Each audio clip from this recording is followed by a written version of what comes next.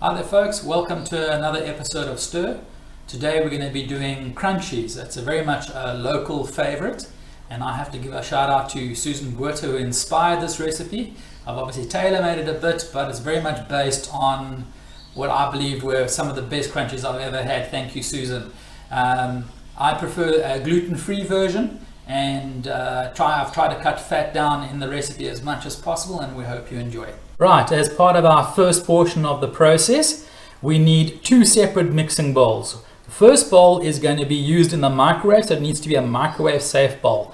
First batch of ingredients we got is 250 grams of butter or 250 grams of baking margarine. I tend to prefer the baking margarine version. Next to that, we've got 2 tablespoons of smooth peanut butter. You can also use the crunchy one if you prefer to do that. We've got 1 cup of brown sugar, and we've got 3 tablespoons of fresh honey. Right, now that our first batch of ingredients is ready, we're going to pop it into the microwave for 2 minutes on high, and that we can make it easy to blend. Right, our dish is out of the microwave after 2 minutes on high, and we're now going to blend it up so that it's ready to add the dry ingredients using a hand mixer.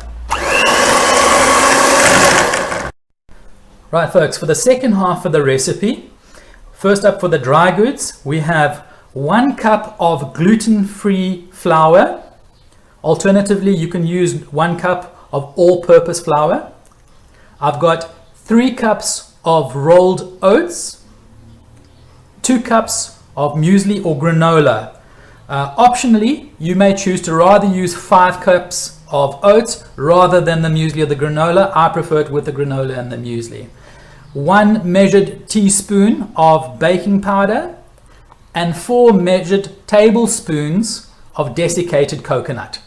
Right, now that we've finished blending up, our hot ingredients are warm. We're going to add the dry ingredients to the bowl, normally in a gradual process, normally in 2 to 3 batches at a time. So we add some in and mix it up.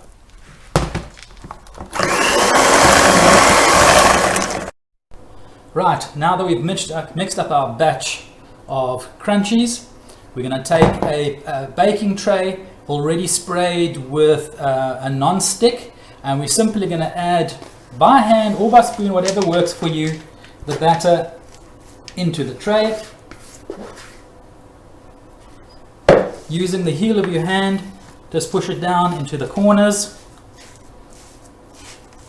until you've got an even spread. Normally the height of the tray itself is possibly the best height to be utilizing.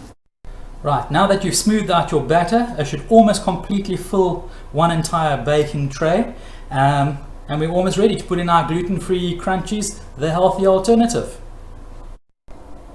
Right, we're now going to place our tray into the oven that we preheated on bake to 160 degrees for approximately 10 minutes, depending on the nature of your oven. You will know best. And we're looking for a nice golden brown texture on top of the crunchy.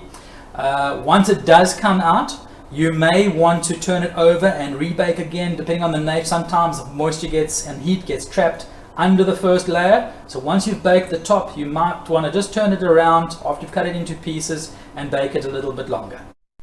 Right, so now our crunchies are out the oven. As you can see, it's a nice beautiful brown texture on the top.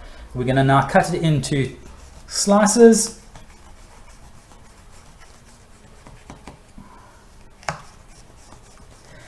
This serves 2 purposes, obviously cutting into the size that we want first of all, but also releasing excess heat to allow the cooling down process to happen a little quicker. In turn, the cooling down will allow the sugar that we've got in the product to crystallize, and we're wanting it to have a fairly firm texture as an end result. As mentioned before, if you don't get that immediately after the first settling and resting period of about 20 minutes, pop them in again for another 5 minutes or so, or having turned them around on the baking tray so the bottom becomes the up, and do the same process. Really, quite often, depending on the nature of ingredients that you've utilized or the nature of your oven, it happens fairly often. Not a big stress. Just switch them over and away you go. Right, we're now going to allow these to settle for 20 minutes. Right, so thank you for enjoying our crunchy recipe.